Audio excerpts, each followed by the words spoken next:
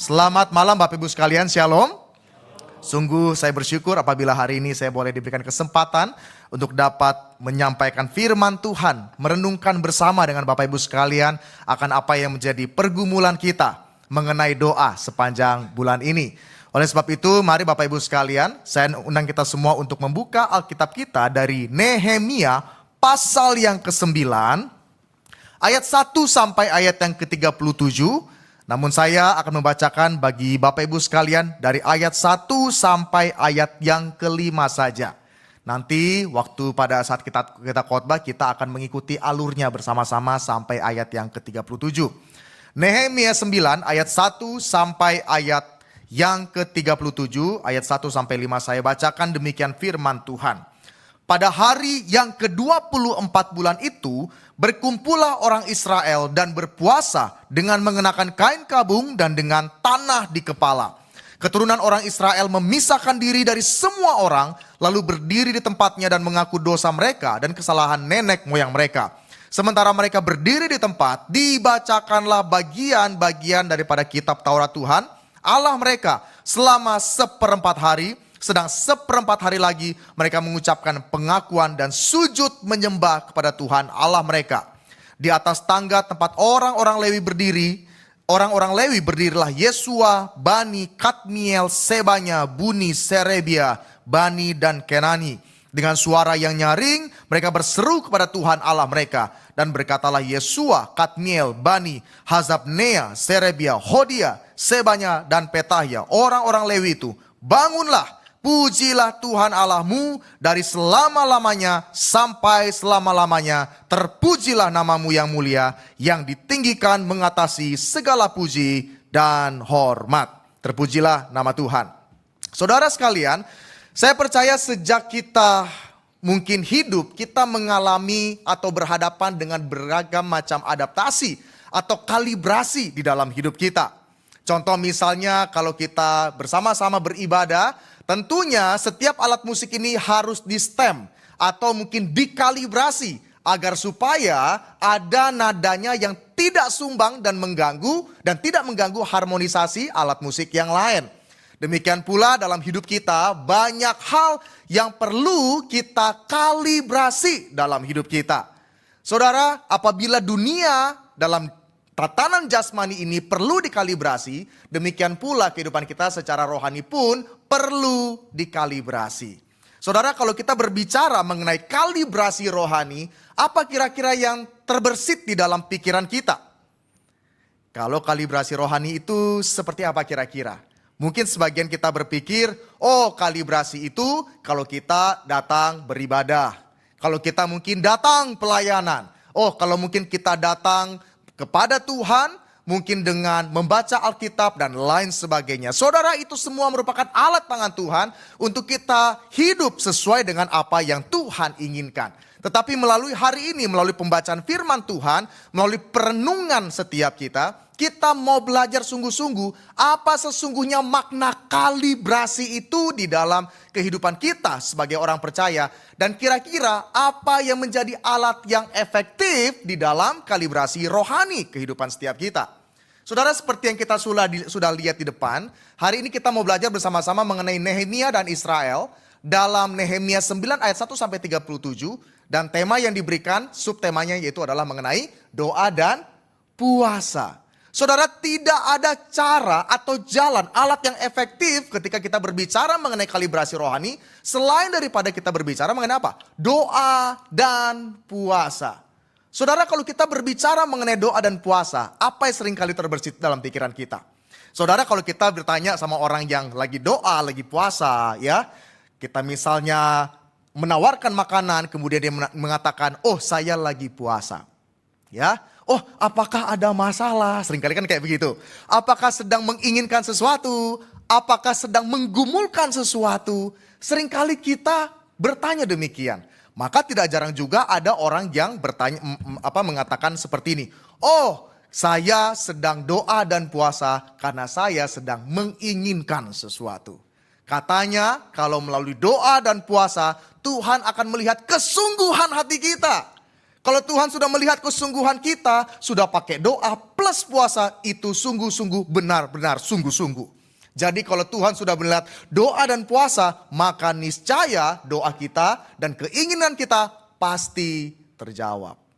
Maka Bapak Ibu sekalian, seringkali konsep dan doa dan puasa ini begitu bias, begitu rancu sekali. Seakan-akan doa dan puasa itu merupakan apa? Merupakan sesuatu alat di mana Tuhan akan menjawab doa kita karena melihat keseriusan kita di dalam doa dan berpuasa. Tetapi apakah sesungguhnya doa dan puasa itu? Saudara, kalau kita melihat dari Alkitab yang tadi kita baca dalam Nehemia 9 ayat 1 sampai 37 dikatakan demikian. Pada hari yang ke-24 bulan itu, berkumpullah orang Israel dan berpuasa dengan mengenakan kain kabung dan dengan tanah di kepala. Saudara, perlu kita ketahui satu hal bahwa kalau kita melihat dalam pasal yang ke-8 sampai yang ke-12 di dalam kitab Nehemia ini merupakan konteks di mana Israel sedang mengalami pembaruan spiritual. Di mana kita melihat mereka mengumpulkan semua orang untuk beribadah, membaca Taurat selama 7 hari, merayakan pondok daun untuk mengingat kesetiaan Allah, di mana mereka dibebaskan dari perbudakan di Mesir. Wah, mereka sungguh-sungguh melihat bahwa apa yang Tuhan kerjakan sungguh luar biasa. Maka di dalam pasal 8 sampai 12 kita akan melihat saat itu bangsa Israel sedang mengalami apa yang namanya revival. Kalau kita melihat di pasal sebelumnya, di pasal 8, maka kita melihat mereka membaca Taurat Tuhan. Mereka dengan sungguh-sungguh bersedih hati sampai meneteskan air mata. Dan sampailah di pasal yang ke-9, yaitu pada saat mereka sedang merenungkan perjalanan mereka sebagai umat pilihan Tuhan. Dan mereka menemukan bahwa kehidupan mereka sebagai umat Tuhan itu begitu amat menyedihkan. Saudara sekalian, apa yang kita bisa pelajari hari ini? Saudara, pesan hari ini yang akan sama-sama kita gumulkan yaitu adalah doa dan puasa merupakan sarana efektif untuk mengalibrasi kembali hati kita seturut dengan kehendak Tuhan. Saudara, kalau kita melihat dari firman Tuhan dalam perjalanan bangsa Israel, kita akan melihat bangsa Israel ini dengan 2 kata, tegar, tengkuk. Minggu tobat, Senin sampai Sabtu kumat. Ya, Minggu tobat, Senin sampai Sabtu kumat. Begitu saja kalau kita melihat perjalanan bangsa Israel. Dan setidaknya melalui apa yang kita baca khususnya di dalam ayat 6 sampai seterusnya, itu merupakan pengakuan mereka sendiri. Bagaimana nenek moyang mereka, bagaimana Tuhan menyertai mereka. Mereka adalah bangsa yang seringkali melawan Tuhan dan tidak tahu diri akan siapa mereka, akan siapa Tuhan yang membimbing mereka keluar dari perbudakan di Mesir. Saudara, ada 2 poin yang perlu kita pikirkan melalui perenungan hari ini. Yang pertama yaitu adalah doa dan puasa adalah kesempatan untuk kembali merenungkan kesetiaan Tuhan di dalam pertobatan. Kalau kita berbicara mengenai kalibrasi rohani dan kita melihat doa dan puasa adalah alat yang efektif, maka satu hal yang perlu kita pikirkan bahwa doa dan puasa adalah kesempatan sesungguhnya untuk kembali merenungkan kesetiaan Tuhan di dalam pertobatan. Jadi, kalau kita melihat dari apa yang dikatakan oleh Alkitab, seringkali puasa dan doa itu sedang berbicara mengenai apa? Menyelaraskan kehendak Tuhan. Jikalau serong, maka kita harus kembali. Dalam Nehemia 9 ayat 6 sampai 15, kita akan melihat satu hal. Itu menunjukkan bagaimana Allah yang maha besar itu, berdaulat itu, menjadi Allah Israel, melepaskan mereka dari perbudakan di Mesir, serta memelihara mereka selama di padang gurun. Saudara, kalau kita breakdown dari ayat 1 sampai 37, maka kalau kita melihat dari ayat 6 sampai 15, kita akan melihat bagaimana di dalam doa mereka itu dimulai dengan sebuah pengakuan. Sebuah pengakuan apa? Bahwa mereka adalah milik Allah yang besar. Mereka adalah bangsa yang kecil. Mereka adalah bangsa yang tidak pantas untuk diadopsi oleh Tuhan, dipilih oleh Tuhan. Tetapi kita melihat Tuhan yang maha besar itu, yang menjadikan langit, bumi, dan segala isinya, itu memilih mereka. Saudara, kita lihat sama-sama dalam Alkitab kita. Kita buka, kemudian kita perhatikan dari ayat 6 sampai yang ke-15. Kesadaran ini penting sekali juga kita miliki sebagai anak Tuhan. Dikatakan di ayat 6, hanya Engkau adalah Tuhan. Engkau telah menjadikan langit, ya langit, segala langit dengan segala bala tentaranya, dan bumi dengan segala yang ada di atasnya, dan laut dengan segala yang ada di dalamnya.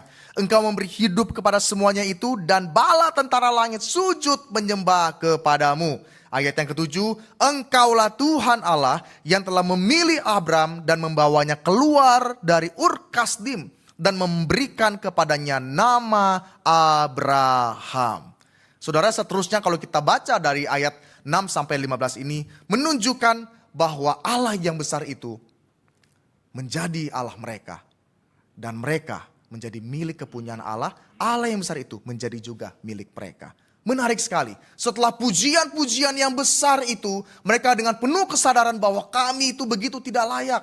Maka sampailah kita di ayat 16 sampai yang ke-31 yang menunjukkan pemberontakan Israel dan kesetiaan Allah yang tiada berkesudahan kepada mereka.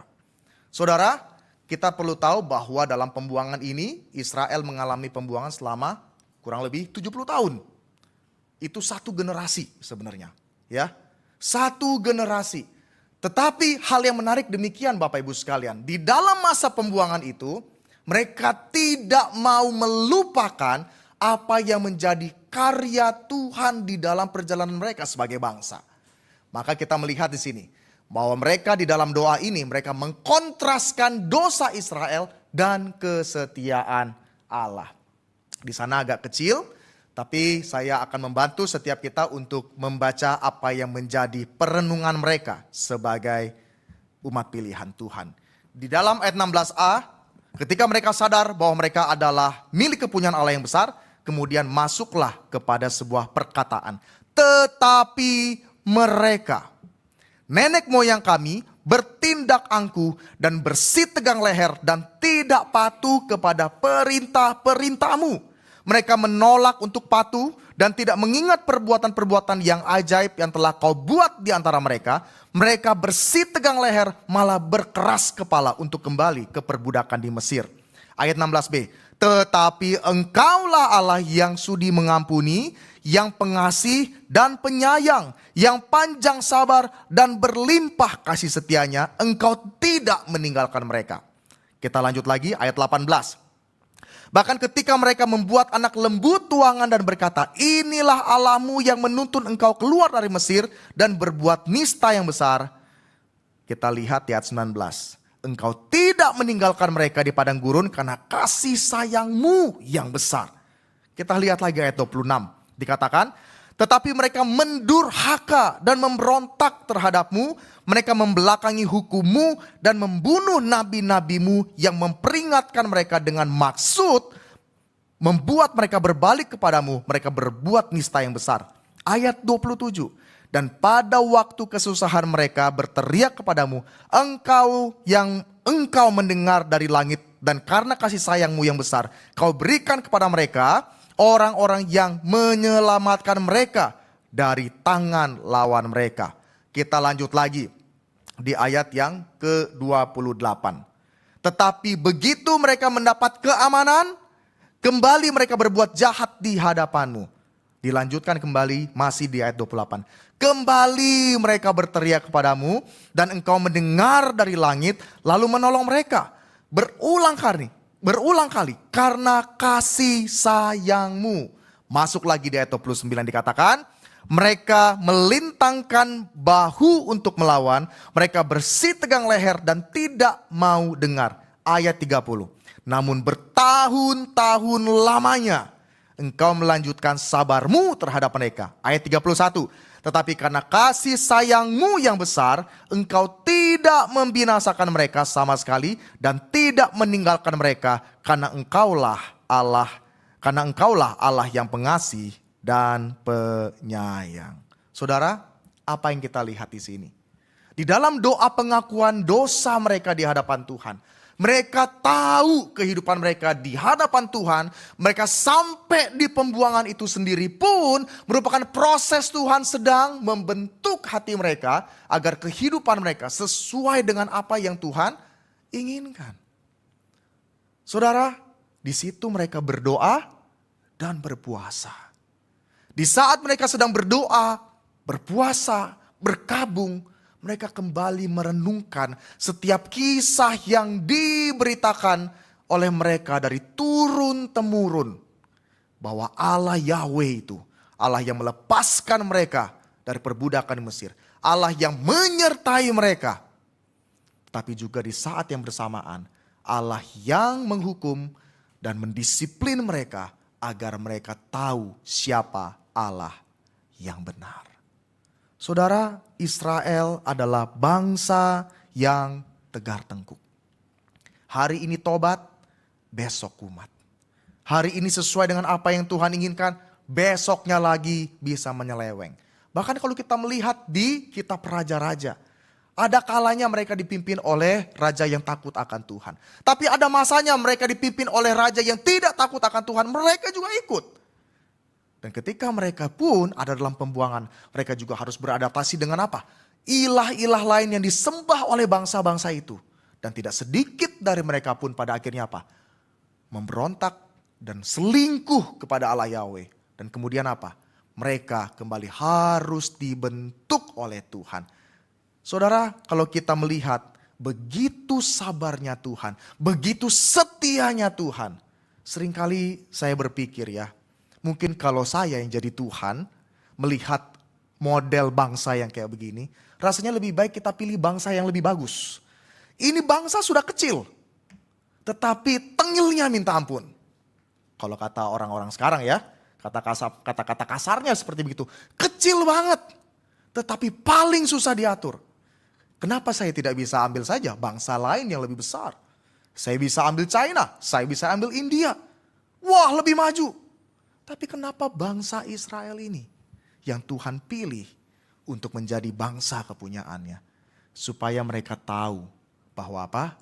Bahwa Allah Israel itu tetap setia memegang perjanjiannya yang diberikan kepada Abraham, Ishak dan Yakub, agar mereka mengetahui bahwa bukan dari kebenaran merekalah mereka dipandang dan dianggap oleh Tuhan, tetapi oleh karena kasih setia Tuhan itu sendiri.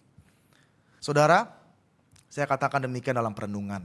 Pertobatan yang tidak didasarkan akan penghayatan mendalam akan kasih dan kesetiaan Allah hanyalah upaya pembenaran diri yang sia-sia di hadapan Allah. Saya ulangi.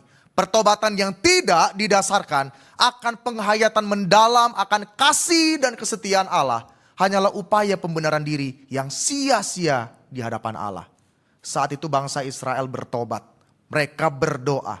Ketika mereka sungguh-sungguh bertobat, mereka kembali mengingat bagaimana Tuhan begitu setia melepaskan dan menyertai mereka. Mereka tidak sedang mengatakan bahwa begini demikian. Oh Tuhan, ampuni saya, maaf saya hilaf. Tapi sekarang saya sudah benar. Hitunglah hal itu sebagai sesuatu hal yang membenarkan diriku. Tidak Bapak Ibu sekalian. Tapi di sini bangsa Israel dengan penuh pengakuan tulus sadar. Bangsa kami dulu melakukan kesalahan yang besar. Namun engkau setia. Bangsa kami meninggalkan engkau. Namun panjang sabarmu dan lain sebagainya. Saudara, mungkin kita teringat dengan kisah yang ini. Orang Farisi dan pemungut cukai. Kalau kita melihat saat itu, orang Farisi merasa diri benar. Mungkin dia tidak melakukan dosa seperti pemungut cukai, tapi kita lihat pemungut cukai. Tidak ada satupun yang dapat dia benarkan akan apa yang menjadi keadaannya saat itu. Kalau kita melihat dalam Lukas 18 ayat 9-14 dikatakan demikian orang Farisi itu. Orang Farisi itu berdiri dan berdoa dalam hatinya begini. Ya Allah, aku mengucap syukur kepadamu karena aku tidak sama seperti semua orang lain. Bukan perampok, bukan orang lalim, bukan pezina, dan bukan juga seperti pemungut cukai ini. Aku berpuasa 2 kali seminggu, Aku memberikan 1/10 dari segala penghasilanku. Saudara, dia datang di hadapan Allah dengan perasaan diri benar. Dia orang Farisi, bahkan ritual keagamaannya itu melebihi orang lain. Tetapi di sana ada seorang pemungut cukai dengan malu, berdiri jauh-jauh, bahkan dia tidak berani menengadah ke langit. Dia memukul dirinya dan berkata, "Ya Allah, kasihanilah aku orang berdosa ini." Kasihanilah aku orang berdosa ini. Mungkin statementnya tidak terlalu panjang. Tidak sepanjang orang Farisi. Mungkin statementnya atau doanya tidak sepanjang orang Israel di zaman Nehemia. Bapak Ibu perlu tahu yang dalam kita baca Nehemia 9 ayat 1 sampai 38 seharusnya. Itu merupakan doa terpanjang. Salah satu doa terpanjang di Alkitab. Di mana isi doanya itu berisikan konteks sejarah. Tetapi kita melihat orang Farisi ini. Pemungut cukai ini. Dia penuh penghayatan. Kasihani aku orang yang berdosa ini. Dia tahu siapa dirinya. Dia tahu apa yang dilakukannya. Tidak ada kata pembenaran. Selain daripada penghayatan bahwa aku ini orang berdosa. Saudara, kita kalau misalnya kesehatan kita masih harus kita kalibrasi. Ya, kalau yang sudah umur sekian ke atas mungkin sudah rutin check up. Gunanya apa? Supaya kita tahu mungkin dalam tubuh kita ada apa. Mungkin tekanan darahnya itu mungkin ada apa. Apakah ada penyumbatan dan lain sebagainya. Apakah ada tumor dan lain sebagainya.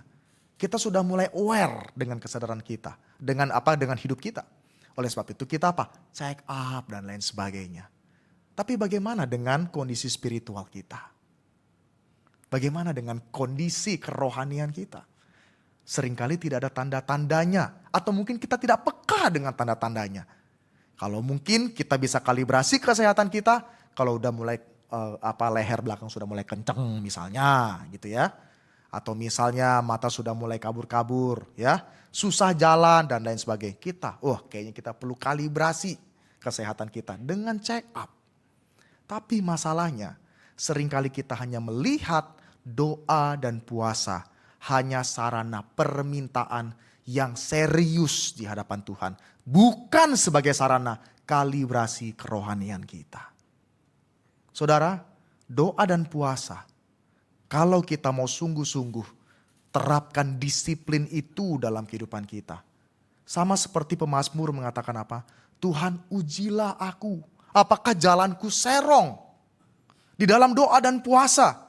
Seringkali diwajibkan pun di dalam gereja misalnya Paskah atau mungkin misalnya Pentakosta seperti itu.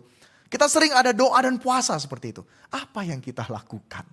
Apa yang kita pikirkan? Apa yang kita sedang renungkan? Bukankah seringkali hanya seputar pergumulan hidup kita? Bukankah seringkali hanya seputar dengan apa yang menjadi keinginan gereja kita dan lain sebagainya?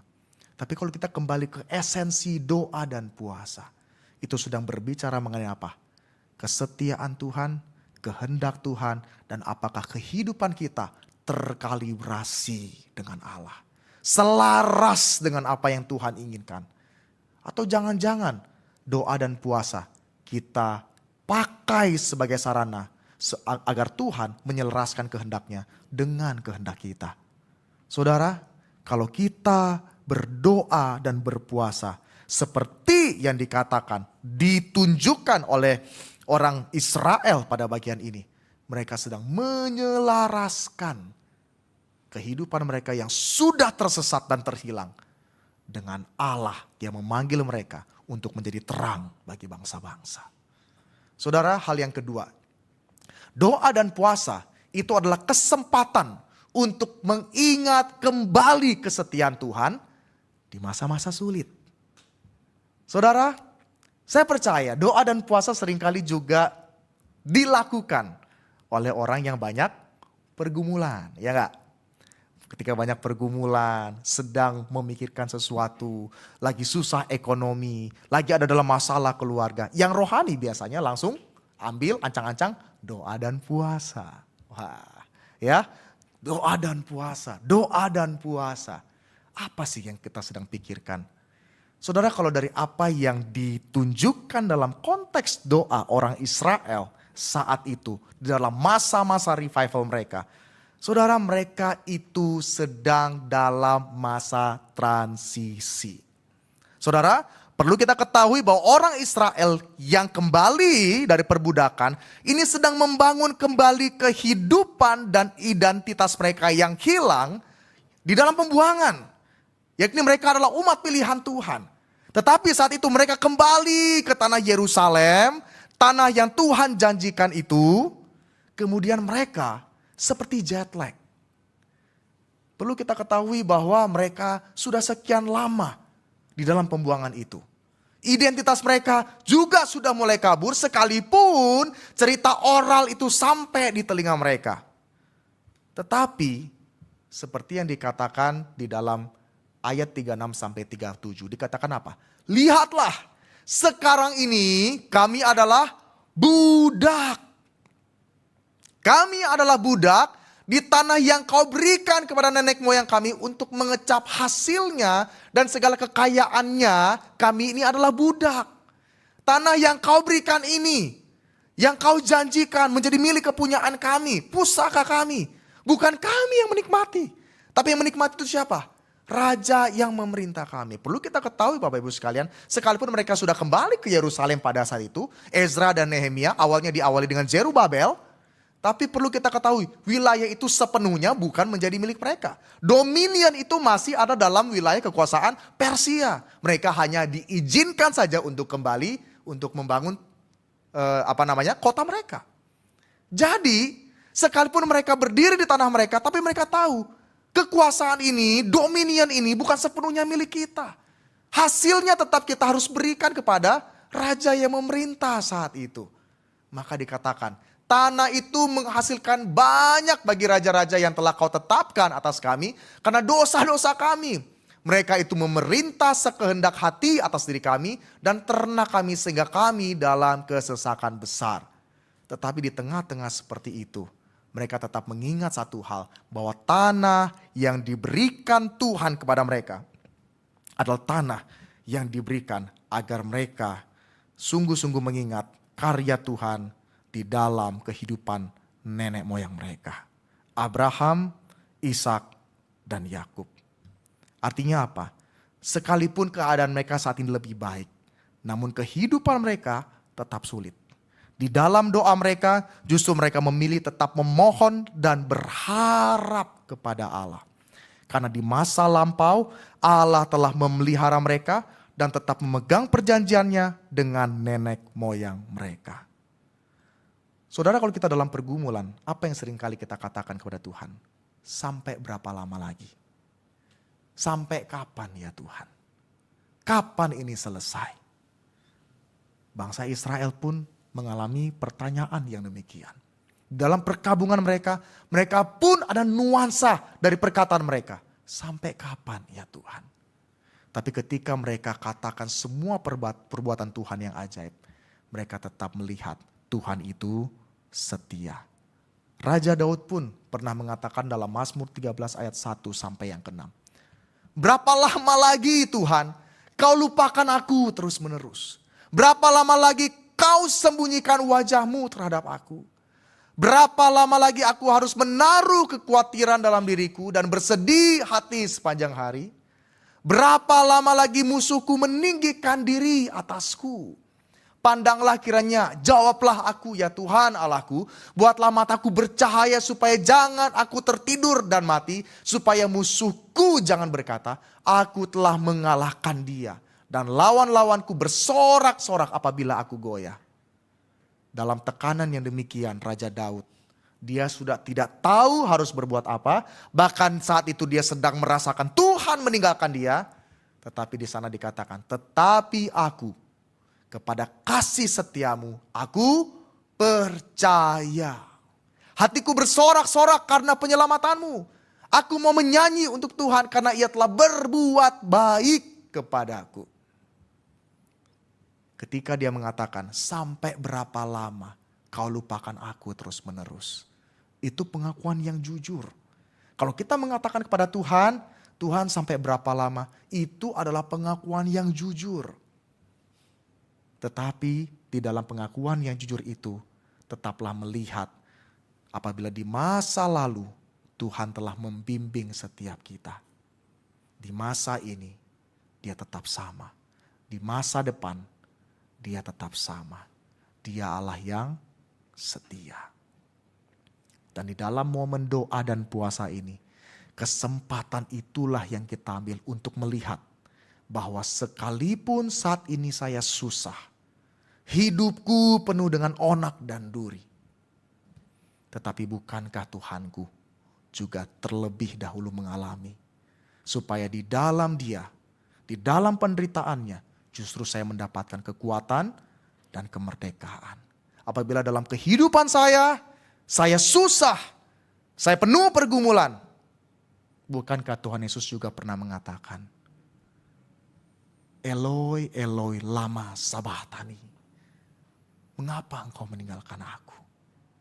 Bukankah di tengah-tengah pergumulan, Tuhan Yesus juga pernah ngomong, kalau boleh cawan ini lalu daripada aku, tapi bukan kehendakku, tapi kehendakmu yang jadi. Saudara, kita hidup di dalam dunia yang tidak mudah. Tetapi ada berita Injil. Tuhan rela menderita sampai mati di kayu salib. Agar kita beroleh kelegaan. Agar kita boleh mengingat ada Tuhan yang telah mati dan bangkit bagi hidup kita. Sehingga ketika kita dalam doa dan puasa, dalam pergumulan yang berat, kita masih tetap memandang dengan iman. Kita menjadi milik kepunyaan Tuhan. Kiranya setiap kita kembali dikalibrasi untuk hidup seturut dengan apa yang Tuhan mau. Mengingat kembali karya Tuhan dan kembali mengingat bahwa pertobatan, kalibrasi itu penting dalam hidup kita. Sehingga kehidupan kita selaras dengan apa yang Tuhan inginkan. Biarlah kita boleh semakin memaknai lagi kehidupan doa dan puasa kita dengan perspektif yang benar. Dan hidup kita boleh memuliakan nama Tuhan. Kita tundukkan kepala, kita berdoa.